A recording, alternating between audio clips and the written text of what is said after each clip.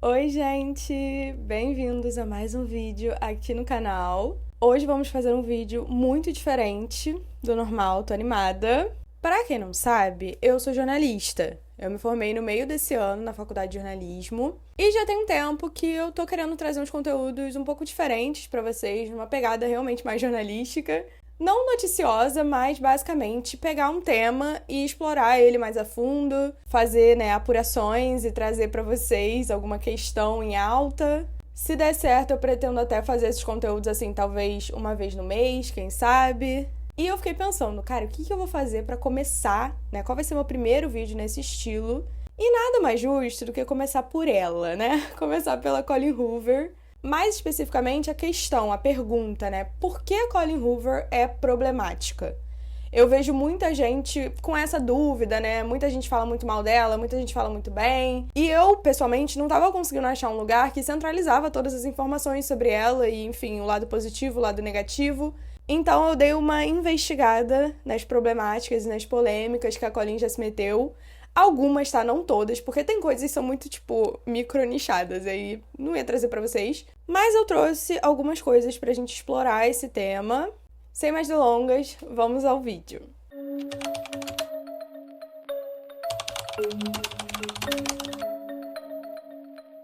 O nome de batismo da Colleen, na verdade, não é Colleen. O nome dela é Margaret Colleen Fennell. Ela nasceu em 11 de dezembro de 1979.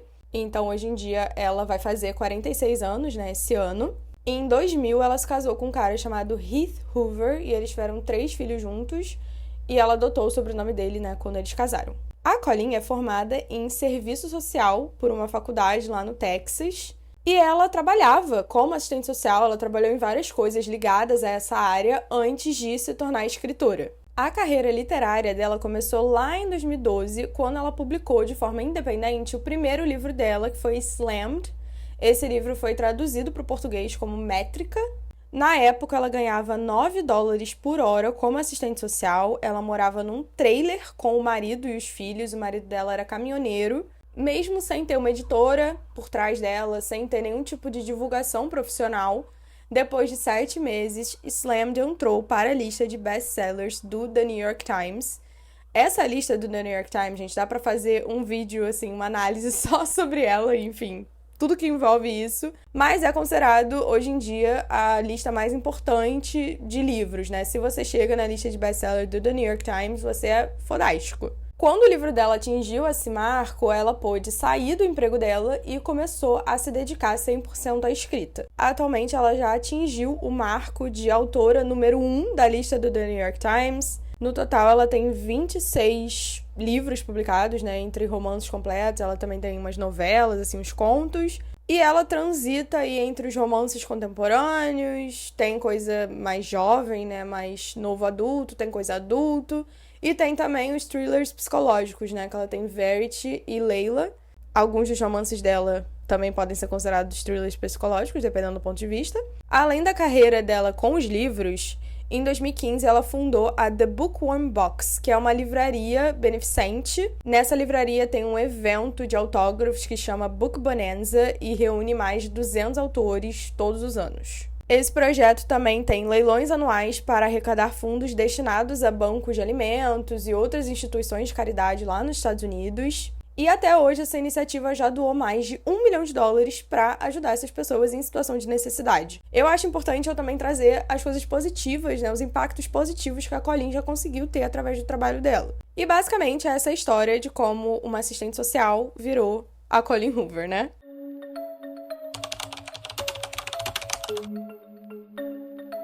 Falando um pouco mais especificamente sobre os livros dela, né, e como ela chegou onde ela tá hoje. Como eu disse, tudo começou lá em 2012 com Slammed, com Métrica. Essa história tem drama, tem um romance proibido. Eu nunca li, tá, pessoalmente, então não posso opinar. Mas, basicamente, esse livro chegou onde ele chegou, né, ele chegou na lista do New York Times, ele foi um grande sucesso, muito por boca a boca, principalmente de blogueiros literários, que lá em 2012 não existia BookTok e provavelmente também não existia Bookstagram, mas já existia o Booktube, né, aqui no YouTube, e também existiam muitos blogs independentes de pessoas que escreviam resenhas, enfim, algumas pessoas fazem isso até hoje, né? O livro tem uma sequência que também chegou lá na lista do The New York Times. E aí, através desses livros, ela conseguiu um contrato como editora. Desde então, ela lança basicamente um livro por ano, mas já teve alguns anos que ela chegou a lançar 3 ou 4 livros. E aí, em 2020, foi quando a carreira dela realmente tomou uma nova dimensão, chegou num outro patamar, porque começou a existir ele, né, o famigerado BookTok.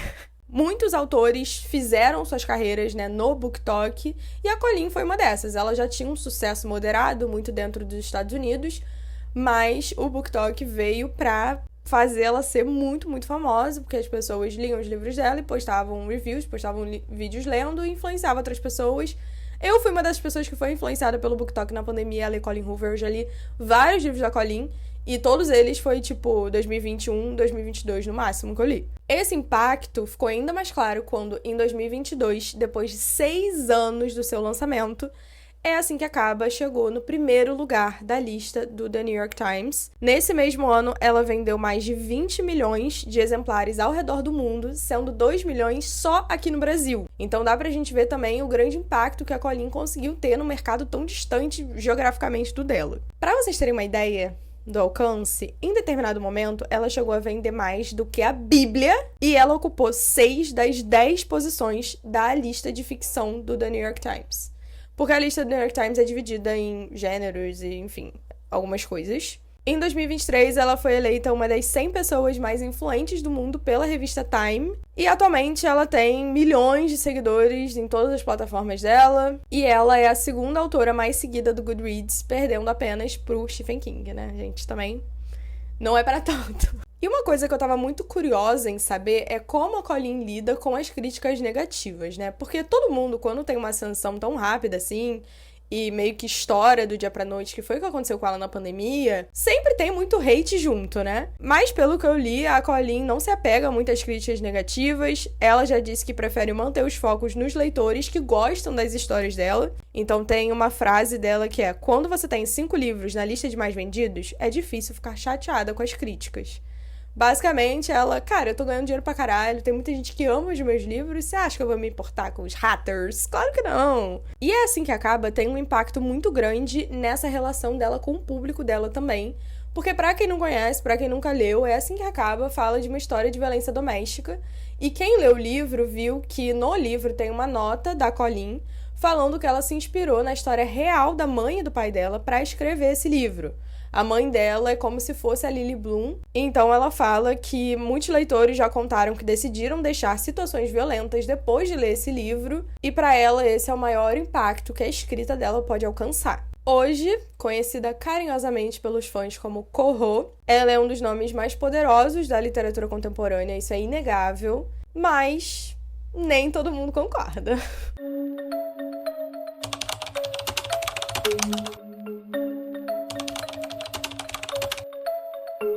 Um dos maiores problemas que eu lembro que estourou há uns anos atrás, foi em 2022, envolvendo a Colleen Hoover, é em questão do filho dela, o Levi. Ou Levi, ou Levi. Eu não sei falar esse nome, eu vou falar Levi, que eu acho que é assim. O Levi foi acusado de assédio sexual. Tudo começou em 12 de fevereiro de 2022, quando uma usuária do Twitter escreveu: "O filho dela me assediou sexualmente e ela me bloqueou quando contei a ela sobre isso." Obviamente, esse tweet gerou bastante atenção e muita gente perguntou, tipo, cara, explica mais sobre isso. E aí ela detalhou a situação. Ela disse que era amiga do Levi no Snapchat, e eles trocavam mensagens todo santo dia. Na época, ela tinha 16 anos. E ela diz que o Levi sabia que ela tinha 16 anos, porque eles sempre falavam sobre ela ainda estar na escola. Só que na época, o querido tinha 21 anos. Ele nasceu em 2000. Então, em 2021, ele fez 21 anos.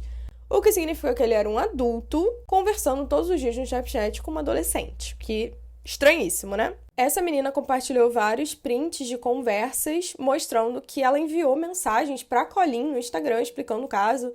Ela falou que ela conversava com o filho dela todos os dias e ele começou a ser muito impróprio com ela, fazer uns comentários não muito legais. E ela tinha uma prova ali que ela contou pra Colleen sobre isso. Isso foi em fevereiro, tá, gente? E aí, durante todo aquele ano, isso foi viralizando, foi parar no Reddit, foi parar no TikTok, até que no dia 18 de novembro de 2022, a Colleen publicou um comunicado oficial e ela começou negando o que foi dito, tá? O comunicado dela dizia: "As coisas que estão sendo faladas sobre o meu filho não são precisas.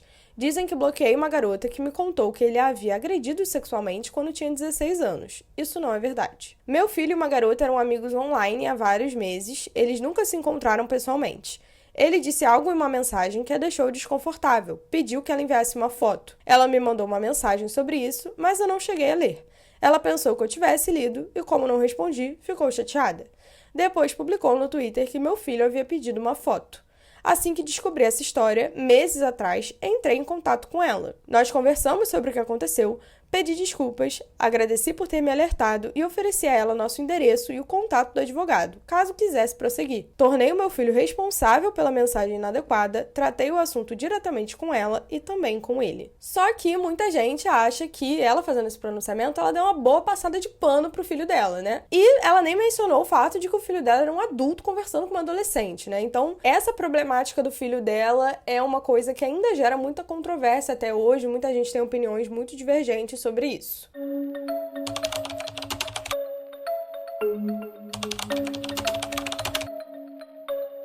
Gente, como eu disse, É Assim que Acaba é um dos livros mais famosos da Colleen. Com certeza, assim, quem tá no mundo literário é impossível não conhecer É Assim que Acaba. E como eu disse, é uma história que gera muita identificação. Muitas pessoas descrevem as histórias da Colleen Hoover como intensas, poderosas e comoventes, que ela representa situações que mulheres passam. Mas muitas pessoas também têm outra visão. Muitos críticos afirmam que ela romantiza situações de abuso, especialmente em É Assim que Acaba.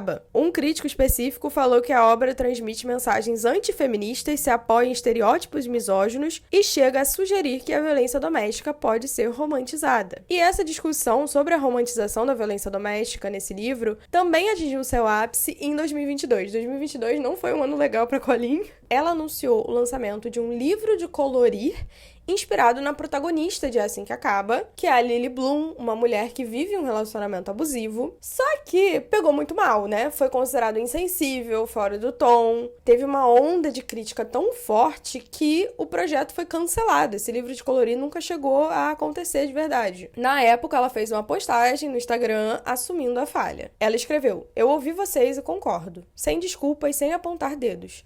Já entrei em contato com a editora para pedir que não sigamos adiante com isso. Obrigada pelo diálogo respeitoso e pela cobrança. Só amor." A editora, que é a Atria Books, também se pronunciou e disse que a intenção era criar algo inspirador e empoderador. Vale lembrar que a Colleen já afirmou diversas vezes que essa história é inspirada numa história real da família dela, certo? Então, muitos dos defensores dela ficam tipo, ela tá contando a história dos pais dela, vocês querem dizer como que ela deve contar essa história? A história é dela pra contar. E beleza.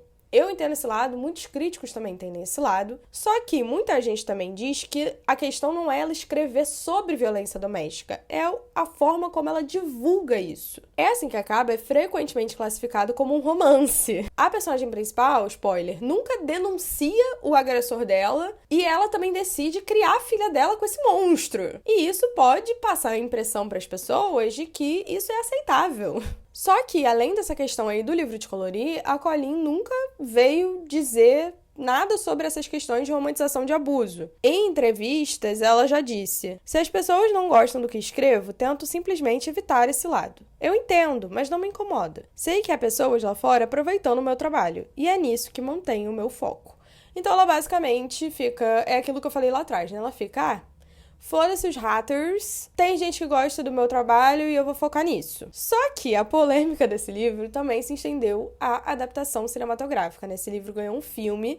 Eu não vou entrar 100% nas polêmicas acerca do filme, porque muitas das polêmicas envolvem mais os atores do que a própria Colleen, então acho que fugiria do tema desse vídeo. Mas eu posso fazer um vídeo explicando toda essa polêmica, rolou muitos processos, tem processo sendo iniciado hoje em dia sobre isso, essa história ainda vai render muito. Envolve até Taylor Swift, então eu posso fazer outro vídeo sobre isso se vocês quiserem. Mas muita gente acusou a divulgação do filme de também ser inapropriada para o tema. As pessoas dizem que o destaque maior foi a moda e ao marketing de produtos da atriz principal, que é Blake Lively, ao invés de novo, reforçar que o livro se trata de uma história de violência doméstica. Os críticos apontaram que a campanha parecia leve e divertida demais, enquanto o enredo exigia mais seriedade do que isso. O site IndieWire, que é um veículo muito grande sobre cinema, questionou por que Lively e Hoover estão promovendo esse filme de forma tão alegre, como se fosse apenas outro blockbuster. Tem até aquele vídeo promocional famoso da Blake Lively falando, tipo,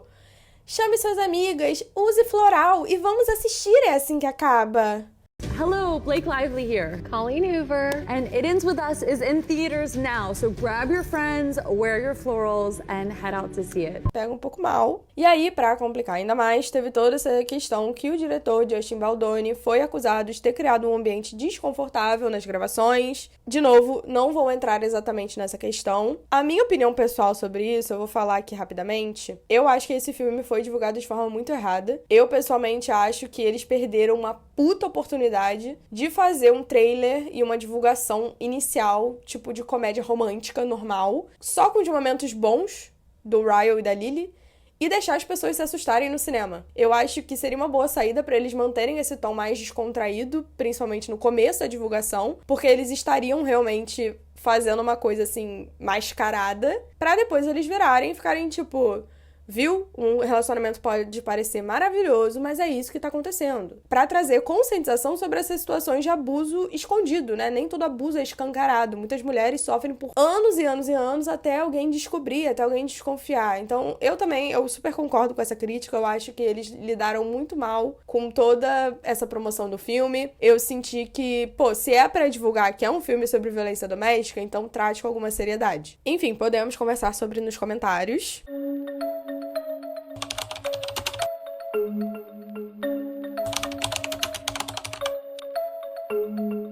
Outra coisa que a Colleen já comentou abertamente, isso também é todo um outro debate, é sobre a questão dos trigger warnings, né? Os alertas de gatilho. Porque muitas pessoas criticam que os livros da Colleen são divulgados, é feito todo um marketing como se fosse romances românticos, como se fossem histórias leves, e na grande maioria deles não são, né? A grande maioria deles tem temas mais sombrios, tem agressão, tem violência, tem os piores homens que você vai encontrar na sua vida. E muita gente critica a Colleen por não colocar alertas de gatilhos antes dos livros dela.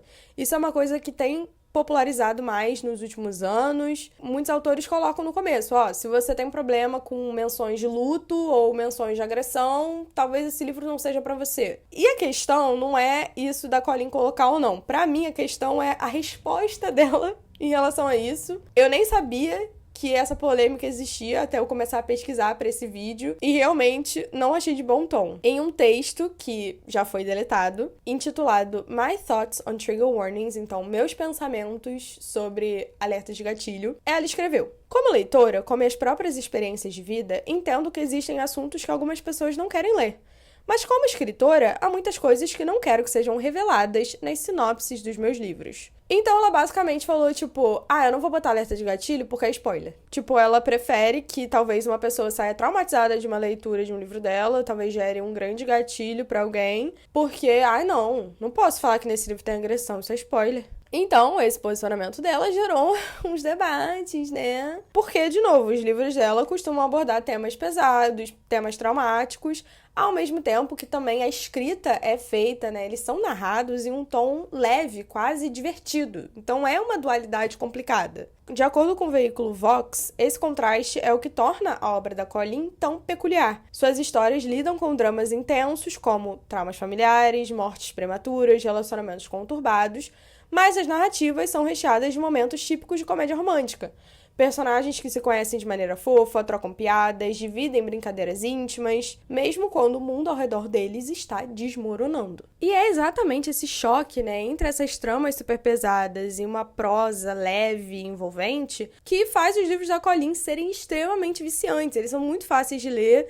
Pra quem nunca leu, todos os livros da Colleen que eu já li, eu li em, 2 dias no máximo. Para os fãs dela, isso é exatamente o diferencial dela, né? Ela é única porque ela consegue falar de dor e trauma de uma forma mais acessível. Só que pros críticos, esse estilo dela é meio suspeito. Alguns consideram a forma desonesta ou até manipuladora, já que ela desperta emoções fortes, como lágrimas e choque, mas evita lidar profundamente com as consequências mais difíceis dessas histórias. E para quem lê Colleen, isso é muito claro. Ela dificilmente traz desenvolvimento dos personagens dela. Por exemplo, em O Lado Feio do Amor, que eu já resumi aqui, inclusive, eu vou linkar o vídeo aqui em cima pra quem quiser assistir. O Miles é extremamente traumatizado e ele nunca lida com esse trauma dele. Ele só fica, beleza, achei uma mulher aqui pra tapar um buraco e é isso. Alguns especialistas destacam que o sucesso inicial da Colleen Hoover, principalmente, veio porque, como ela era autopublicada, né, ela publicava os próprios livros, ela não tinha editora, ela tinha muita liberdade para experimentar o gênero que ela queria escrever sem ter que necessariamente se prender a algum rótulo. Hoje, com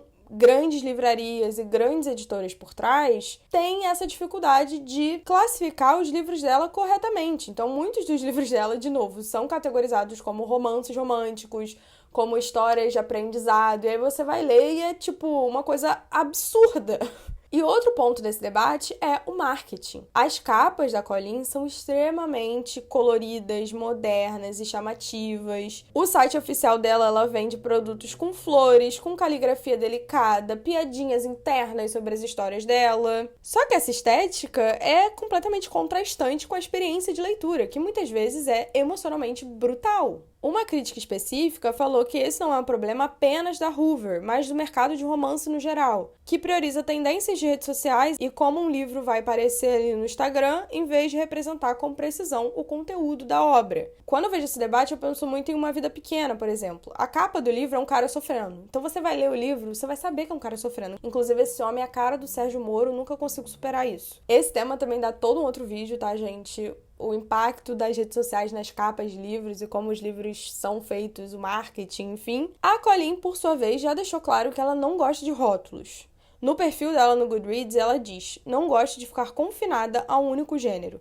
Se me colocarem em uma caixa, vou arranjar um jeito de sair dela. Então, toda essa discussão sobre gatilhos, o estilo narrativo, o marketing, continuam dividindo opiniões. Para algumas pessoas, a Colleen está democratizando temas pesados. Para outros, ela está suavizando coisas que deveriam ser tratadas com mais seriedade. E é basicamente isso, gente. Eu espero que eu tenha respondido a pergunta por que a Colleen Hoover é problemática, né? Eu explorei aí as maiores controvérsias em relação a ela. Estou dizendo que você é uma pessoa horrível se você gosta de Colleen Hoover? Óbvio que não. Eu mesma, de novo, já li vários livros dela. O propósito desse vídeo é plenamente informar e ajudar vocês a tomarem decisões mais inteligentes, talvez, quando estiverem escolhendo quem apoiar e quem ler. Eu espero que vocês tenham gostado. Muito obrigada pra quem assistiu até aqui. Se aparecer pra vocês a opção de hypar o vídeo, gente, por favor, clica pra hypar. Me conta nos comentários se vocês gostaram desse formato, se quiserem ver mais vídeos assim, quais temas vocês gostariam de ver por aqui. Não se esqueçam de se inscrever no canal, comentar e curtir o vídeo. E até a próxima!